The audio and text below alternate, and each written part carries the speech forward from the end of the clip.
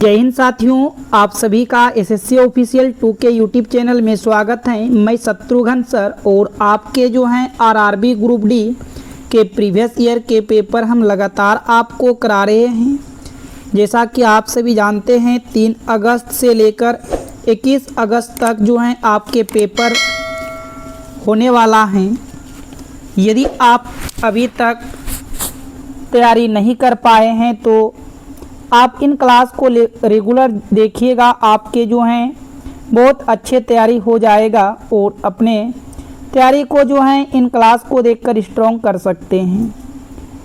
तो हम आपसे अंत में पूछेंगे कितने प्रश्न आप राइट करते हैं इन सभी प्रश्नों में से। तो साथियों यहाँ से आपको जो है maths, reasoning, GK, GS, science के इम्पोर्टेंट प्रश्न को इंक्लूड शामिल किया गया है। तो आप सभी जो हैं खुद से भी बनाने का प्रयास कीजिएगा। तो ये आपके पहला प्रश्न है आज की क्लास का, और जो भी प्रश्न आप सभी के पास आते हैं आप अपनी पूरी शिद्दत के साथ, अपनी पूरी मेथड के साथ प्रश्नों को हल करने का प्रयास कीजिएगा। जो लॉजिक आपके पास हैं उन लॉजिक के थ्रू जो हैं उन प्रश्नों को हल कीजिएगा, और जिसका आंसर आपका मालूम है आ जाए आपसे तो उसका आंसर आप कमेंट में ज़रूर बताइएगा। तो पहला प्रश्न कहता है कि नीचे दिए गए विकल्पों में से संबंधित संख्या को चुनिए। जैसे साथियों आप देखिएगा यहाँ पर 16 का संबंध 56 के साथ है, उसी प्रकार आपको बताना है कि 32 का संबंध किनके साथ होगा। जो पैटर्न आप 16 और 56 के बीच लगाइएगा वही पैटर्न आपको यहाँ पर भी लगाना है। हो सकता है यहाँ पर हम देखें कितना प्लस किया गया है। 56 में से 16 को माइनस करेंगे, पता चल जाएगा कितना प्लस किया है। 6 में 6 गया 0, 5 में गया 4, तो यहाँ से 40 प्लस किया गया है। उसी प्रकार आपको यहाँ पर भी 40 प्लस करना है। यदि हम 40 यहाँ पर प्लस करते हैं तो यहाँ पर 72 आते हैं, और हम देख पा रहे हैं किसी भी विकल्प में 72 नहीं है।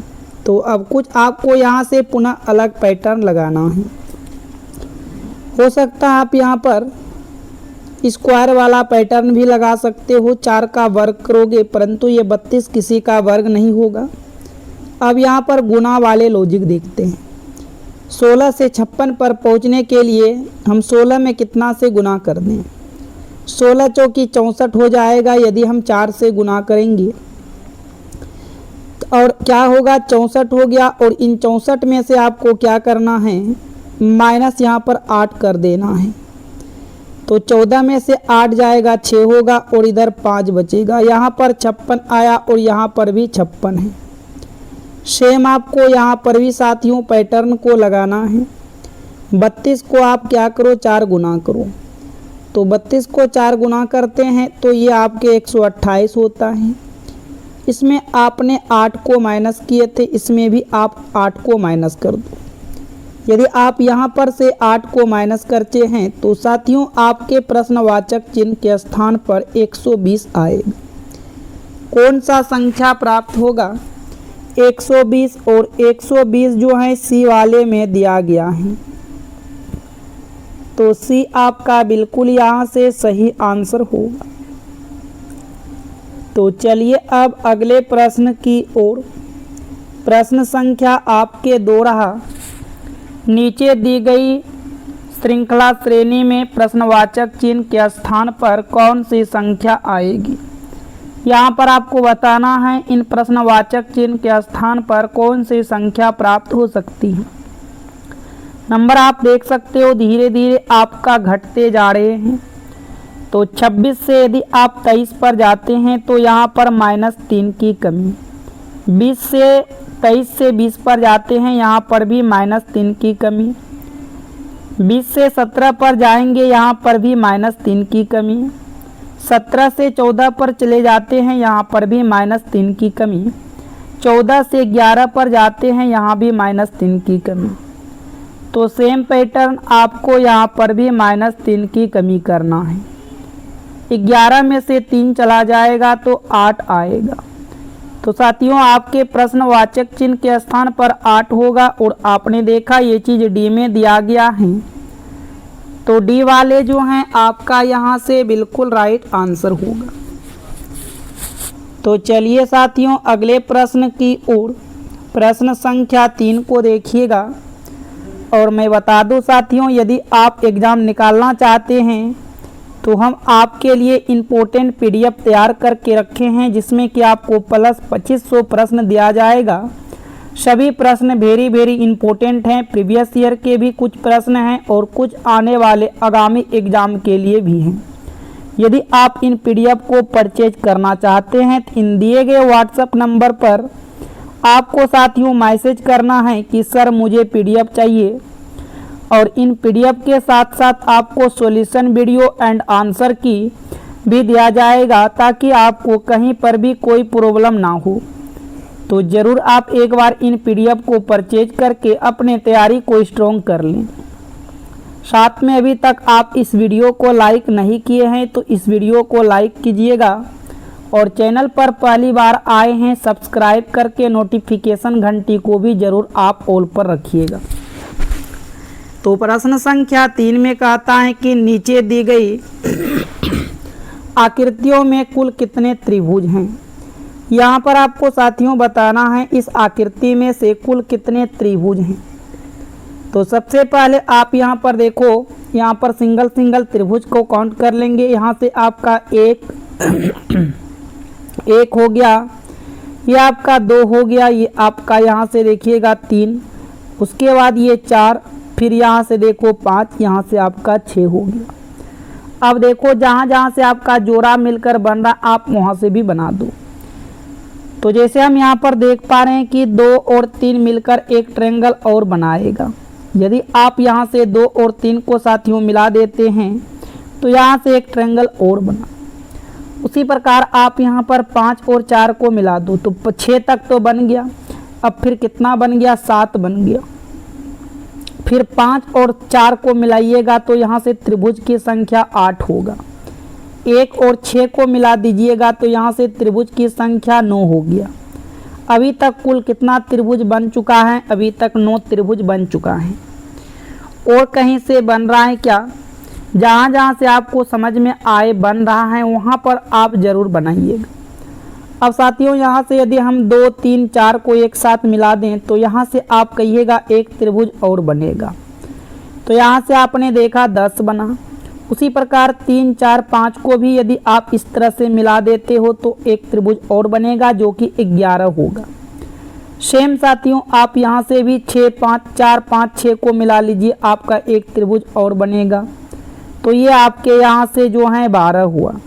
सेम उसी प्रकार आप यहाँ पर फिर से देखो बना सकते हो साथियों।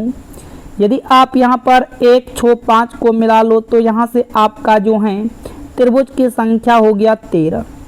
13 तो आपने बना लिया। 13 के बाद और कहाँ से बनेगा, तो 13 के बाद यदि आप यहाँ से इसको मिला देते हो इस तरह से, क्योंकि ये भी तो आपका 1, 2 और 6 त्रिभुज बनेगा, तो ये आपका बन गया यहाँ से जो है 14। ठीक उसी प्रकार से साथियों आप ध्यान से देखिएगा, सेम प्रोसेस के हिसाब से यदि आप चलते हैं तो साथियों आपका ये भी एक त्रिभुज तो बनेगा। यहाँ से देखिएगा एक त्रिभुज आपका ये भी यहाँ से बनेगा 15। और कहाँ से बनेगा त्रिभुज, तो एक त्रिभुज आपका एक पूर्णतः 12 वाला बनेगा। तो इसमें कुल जो है 16 त्रिभुज होगा। इसमें कुल कितने त्रिभुज आ जाएगा, तो इसमें याद रखिएगा कुल 16 त्रिभुज होगा। तो चलिए अब अगले प्रश्न की ओर बढ़ते हैं। प्रश्न संख्या 4 को देखिएगा, बहुत इम्पोर्टेंट है, वेरी इम्पोर्टेंट है। प्रश्न में कहा कि नीचे दिए गए शब्दों को सार्थक अनुक्रम में व्यवस्थित करें। जो शब्द आपके पास दिया गया है बिजली, बांध, रोशनी, नदी, शक्ति यंत्र, इसको सार्थक क्रम में संयंत्रित करना है। तो सबसे पहले यहाँ से देखा जाए तो आपका नदी आ जाएगा। नदी का क्रमांक जो है 4 है, 4 को लिखिएगा। नदी के बाद आपका यहाँ से बांध आ जाएगा, बांध का क्रमांक 2 है। बांध के बाद यहाँ से देखा जाए तो शक्ति संयंत्र आ जाएगा, इसका क्रमांक आपके 5 है। इसके बाद फिर क्या बनेगा, बिजली। बिजली जब बन जाएगा तो लास्ट में क्या मिलेगा, रोशनी। तो देखिएगा आपका 4, 2, 5, 1, 3 का क्रमांक 4, 2, 5, 1, 3 का क्रमांक जो है डी वाले में दिया गया है।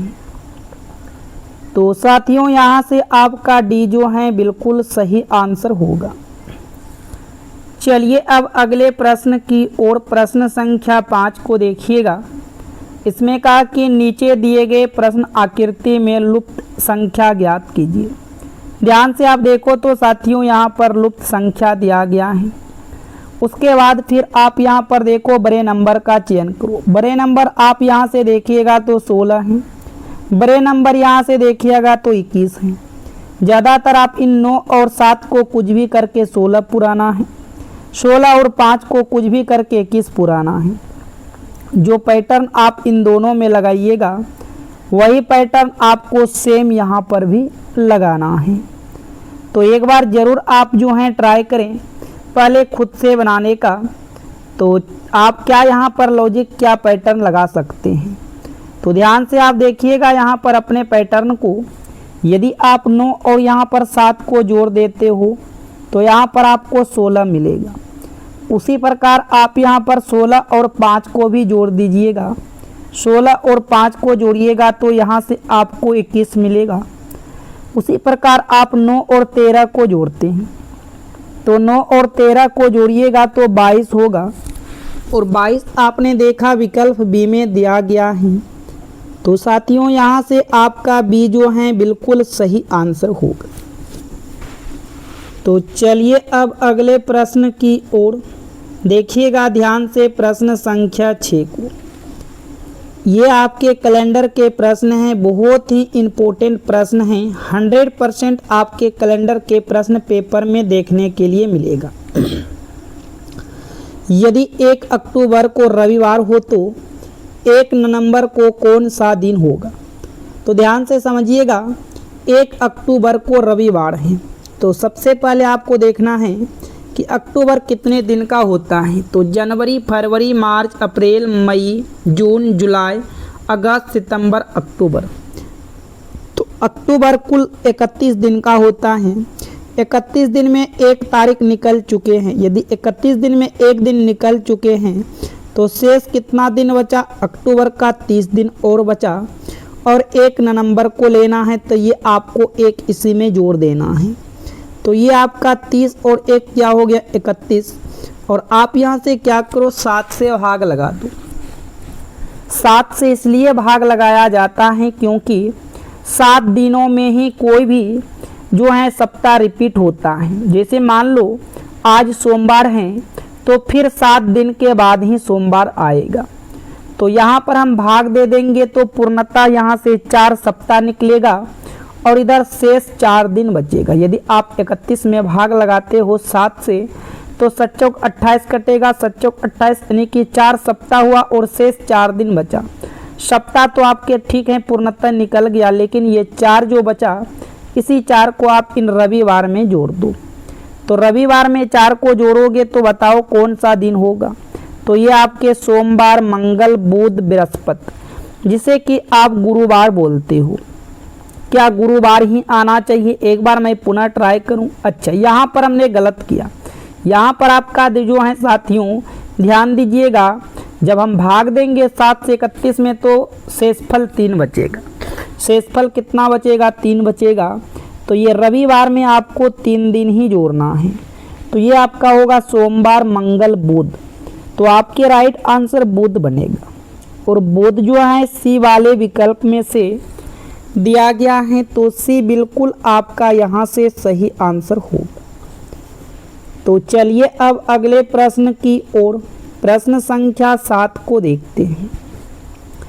इसमें से कहा कि नीचे दिए गए विकल्पों में से संबंधित शब्द को चुनिए।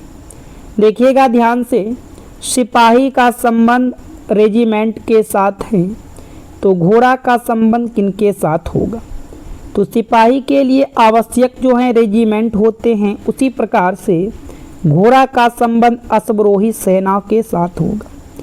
यहाँ से जो है सी वाले आपके बिल्कुल राइट आंसर होगा अश्वरोहिणी सेना। तो चलिए साथियों अब अगले प्रश्न की ओर, प्रश्न संख्या आपके 8 बहुत इम्पोर्टेंट हैं और ये प्रश्न आपके डाइस के हैं। प्रश्न में कहा कि 4 के विपरीत कौन सी सतह होगी। देखो 4 के विपरीत, जिसका भी विपरीत पूछा जाता आप सबसे पहले उसी को पकड़ो। जैसे यहाँ पर हमने 4 को पकड़े, 4 के साथ यहाँ से देखा जाए तो 2 और 3 है, 4 के साथ देखा जाए तो यहाँ पर 2 और 3 है। अब यहाँ पर क्या दूसरे पासे में 2 और 3 है कहीं पर क्या? तो साथियों आप ध्यान से देखो, दूसरे पासे में 2 और 3 कहीं पर भी नहीं है। अब आप इन दोनों पासों में ध्यान से देखो, क्या आपको कॉमन मिल रहा है? क्या इन दोनों पासे में कुछ भी कॉमन नज़र आ रहा है? तो आप कहेंगे दोनों पासों में से कॉमन भी कुछ नहीं नज़र आ रहे हैं। तो याद रखिएगा, जैसे हम सभी जानते हैं पासे में 1 से लेकर कुल 6 तक नंबर होते हैं। यहाँ पर आपका 1, यहाँ पर 2, यहाँ पर 3, यहाँ पर 4, यहाँ पर 5, यहाँ पर 6। यदि आपको सभी नंबर दिखाई दे, सारे की सारे नंबर दिखाई दे, तो साथियों ये जो दिखाई दे रहा है ये सामने वाला एक दूसरे के अपोजिट होता है। सामने वाला एक दूसरे के क्या होता है? अपोजिट होता है। तो आपसे पूछा गया 4 का अपोजिट, तो 4 का अपोजिट आपका 5 होगा। 4 का अपोजिट क्या होगा? 4 का अपोजिट 5 होगा। ये जो है आपका यहाँ से बिल्कुल सही आंसर होगा। चलिए अब अगले प्रश्न की ओर। तो ये आपके प्रश्न संख्या 9 रहा। इसमें से कहा उस वेन आरेख का चयन करें जो दिए गए वर्गों के बीच संबंध को सर्वोत्तम रूप से दर्शाता है। जैसे आप यहाँ पर देखोगे कुत्ता है, शाकाहारी हैं और शेर हैं। तो सबसे पहले हम एक डायग्राम बना लेते हैं यहाँ से कुत्ता का। तो ये आपके डायग्राम कुत्ता का है। उसके बाद शाकाहारी का डायग्राम बनाएंगे। अच्छा ये बताओ, क्या सभी कुत्ते शाकाहारी होते हैं या सभी कुत्ते मांसाहारी होते हैं? ये आप एक बार सोचो। तो साथियों याद रखिएगा, कुछ कुत्ते शाकाहारी भी होते हैं, कुछ कुत्ते शाकाहारी भी होते हैं, कुछ कुत्ते मांसाहारी भी होते हैं। लेकिन शेर के बारे में मैं बात करूं, शेर शाकाहारी नहीं होते हैं। शेर जो हैं शाकाहारी नहीं होते हैं और कुत्ता और शेर में तो कोई संबंध है ही नहीं। तो इसका डायग्राम कुछ इस प्रकार से बनेगा। और यहाँ से आप यहाँ पर चेक कीजिएगा, यदि आपने विकल्प सी का चयन किए हैं तो बिल्कुल आपका जो है सी राइट आंसर हो जाएगा। तो चलिए अब अगले प्रश्न की ओर। तो ये आपके प्रश्न संख्या 10 कहता है सूरज पूर्व की ओर 9 मीटर चलता है फिर बाएं मुड़ता है। तो इसके लिए आपको थोड़ा सा जो है डायरेक्शन का नॉलेज होना चाहिए। जैसे हम सभी जानते हैं ऊपर की ओर उत्तर होगा, नीचे की ओर दक्षिण होगा, दाएं हाथ की तरफ पूर्व होगा, बाएं हाथ की तरफ पश्चिम होगा। अब देखो ध्यान से, कहा कि सूरज पूर्व की ओर 9 मीटर चलता है। ठीक है, सूरज जो है पूर्व की ओर 9 मीटर चलता है। तो मान लेते हैं सूरज जो है इस जगह है और वह पूर्व की ओर 9 मीटर चलता है। फिर कहा बाएं मुड़ता है और 5 मीटर चलता है। यदि बाएं मुड़ेगा तो अब उत्तर की तरफ जाएगा और 5 मीटर चलता है। दाएं मुड़ता है 5 मीटर चलता है। फिर पूर्व की तरफ चलेगा, दाएं मुड़ता है 5 मीटर चलता है। फिर वह दाएं मुड़ता है 8 मीटर चलता है। का मतलब नीचे की ओर चलेगा 8 मीटर। तो याद रखिएगा, यदि ये 5 है तो ये दूरी तो आपका 5 ही होगा यहाँ से, लेकिन 8 बोला है तो शेष दूरी आपका नीचे वाला 3 हो जाएगा। अब देखो फिर का वो फिर दाएं मुड़ता है और 5 मीटर चलता है। यदि आप दक्षिण की तरफ जा रहे हो और पुनः दाएं मुड़ोगे तो आप पश्चिम की तरफ जाओगे और 5 मीटर चलता है। तो 5 मीटर चलता है तो ठीक है, ये दूरी 5 था तो ये दूरी 5 इधर आमने सामने रहेगा। फिर आगे कहा कि वह दाएं मुड़ता है और 3 मीटर चलता है। साथियों यदि आप पश्चिम की तरफ जा रहे हो और आप दाएं मुड़कर 3 मीटर चलोगे तो उत्तर की तरफ जाओगे, तो ये दूरी को आप मिलान करोगे। यदि ये 3 है तो ये भी आपका 3 हो जाएगा। अब प्रश्न में से कहा कि अब उसका मुख किस दिशा में है। तो साथियों अभी जो है उसका मुख डायरेक्ट उत्तर की दिशा में है। यदि अभी यहाँ पर हैं तो उसका मुख अभी उत्तर की दिशा में है और सभी मोड़ 90 डिग्री वाले मोड़ हैं। ठीक, तो उत्तर की दिशा राइट आंसर होगा। यहाँ से जो है आप आराम से सी का चयन कर सकते हैं। सी क्या होगा साथियों, बिल्कुल आपका राइट आंसर हो जाएगा। तो चलिए अब अगले प्रश्न की ओर। तो ये आपके प्रश्न संख्या 11 ब्लड और रिलेशन के प्रश्न हैं। खास इम्पोर्टेंट प्रश्न हैं क्योंकि ये डबल जो हैं हो सकते हैं आप कंफ्यूज। जैसे कहा भी के और एन वाई अम के की बेटी हैं। ठीक है, भी के और एन वाई दोनों जो हैं अन के की बेटी हैं।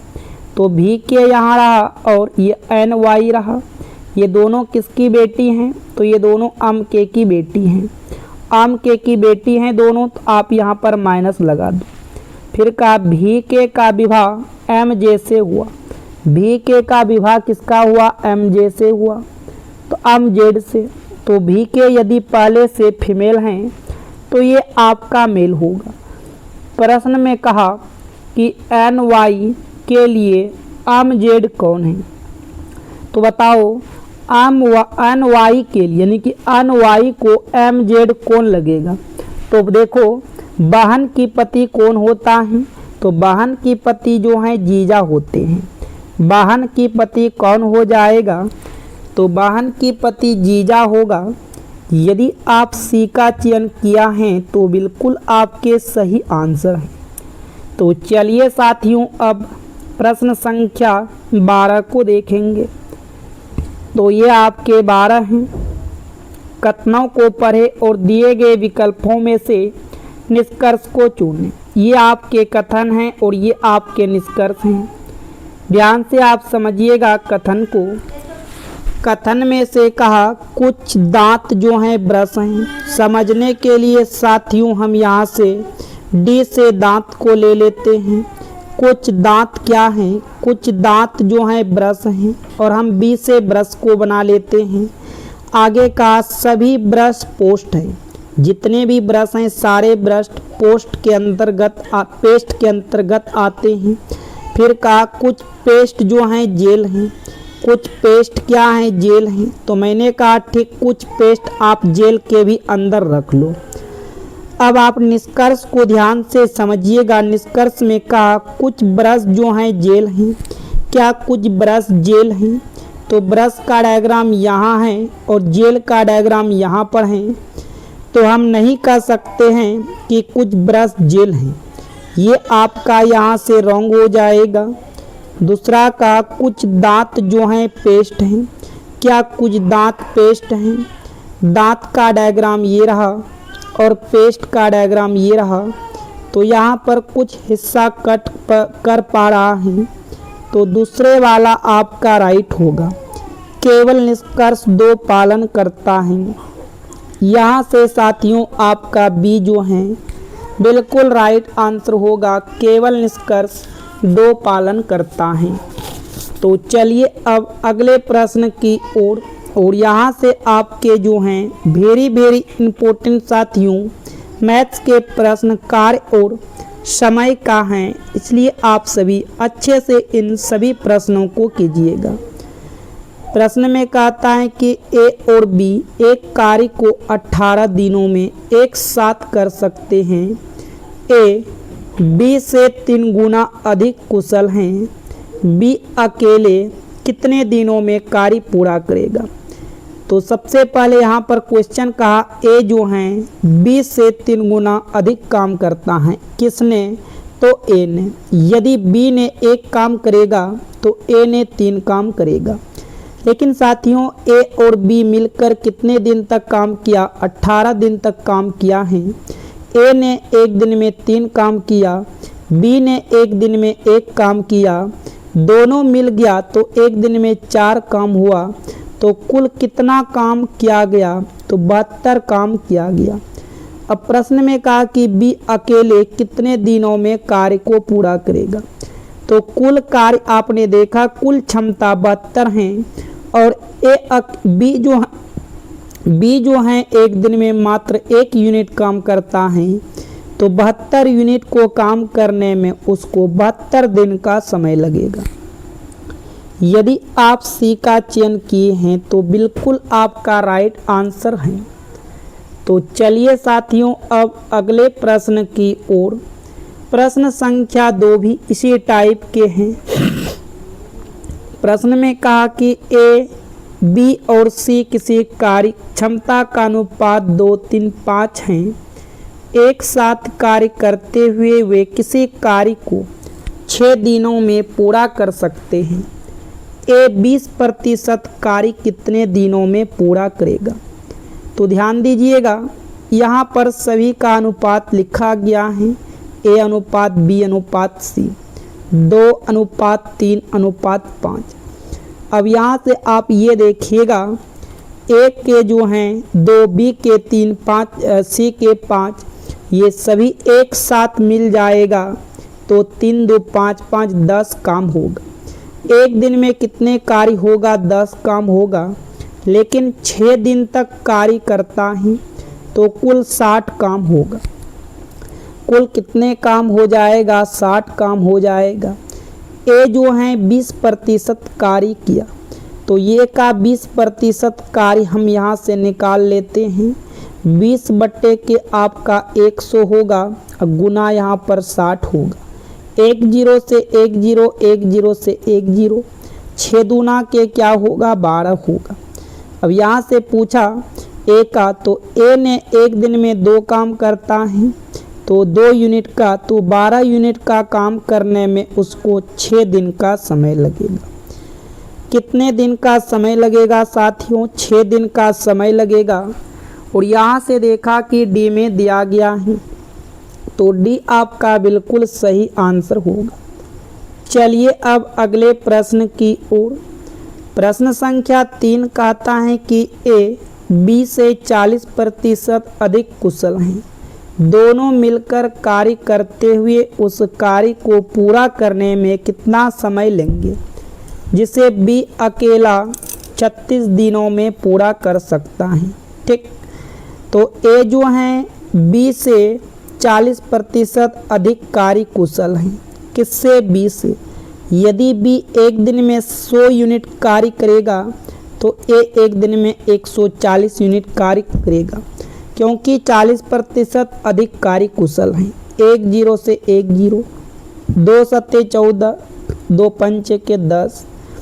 अब यहाँ पर आपको ध्यान से समझना है, यदि दोनों मिलकर कार्य करते हैं तो दोनों यदि मिलकर कार्य करेगा तो 12 कार्य होगा एक दिन में। ठीक, अब यहाँ पर कहा यदि दोनों मिलकर कार्य करते हैं तो उस कार्य को पूरा करने में कितना समय लगेगा। सबसे पहले हम यहाँ पर देखें ध्यान से, तो बी अकेला 36 दिन तक काम करता है। इसका मतलब कुल कितने यूनिट काम है? एक दिन में बी ने 5 यूनिट काम किया, तो हम क्या करेंगे? 36 में 5 से मल्टीप्लाई करेंगे, टोटल यूनिट निकलेगा। अब दोनों मिलकर काम करेगा। ए करता है 7 यूनिट, बी करता है 5 यूनिट। एक दिन में 12 यूनिट काम होगा। 12 कम 12, 12 तिया के 36, 3 मल्टीप्लाई 5 कीजिएगा तो 15 दिन। तो अब कुल कितने दिनों में काम को कंप्लीट किया जा सकता है? तो 15 दिनों में काम को जो है कंप्लीट किया जा सकता है।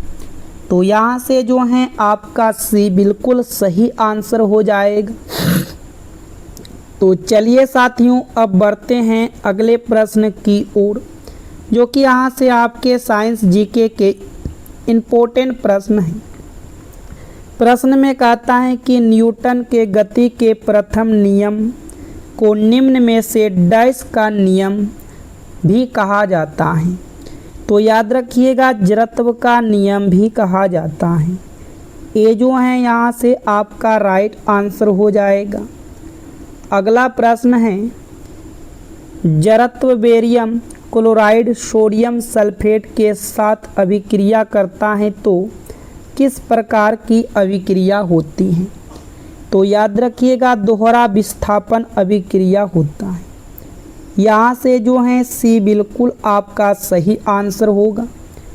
अगला प्रश्न है, तरंग का आयाम बढ़ने पर निम्नलिखित में से किसमें वृद्धि होती है? तो याद रखिएगा तरंग की ऊर्जा।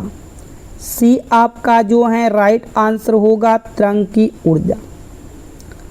अगला प्रश्न है, पृथ्वी के गुरुत्वीय बल के संदर्भ में निम्नलिखित में से कौन सा कथन सत्य है?